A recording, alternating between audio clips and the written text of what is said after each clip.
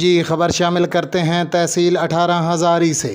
18 हज़ारी के नवाई गांव बस्ती आज़ादपुर में flood light plastic volleyball tournament मुनअक्किद हुआ, जिसमें ज़िला जंग की टॉप टीमों ने शिरकत की। शायकीन को बहुत अच्छे मैचेस देखने को मिले और शायकीन खूब लुत्फ़अंदोज़ होते रहे। टूर्नामेंट के सरपरस्त आला मोहम्मद नदीम अब्बास साकी, मेहमानान खसूसी Faisal Mehdi Gallu, officer patrolling police doctor Daniyal Gallu, Ghulam Abbas session court Shorkot, Aun Raza session court Shorkot, मयर आबिद हुसैन अली खलाना सियाल, चौधरी रफ़ीक अहमद, चौधरी अतीकुर रहमान, इसरार हुसैन भट्टी, मारमादी हयात, चौधरी बशीर नंबरदार, लियाकत ख़ान।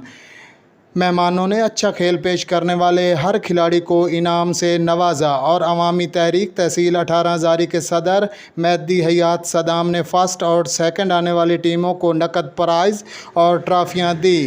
कैमरामैन शहद अब्बास के साथ तहसील reporter Irfan Bashir, city one news 18 Hazari जंग।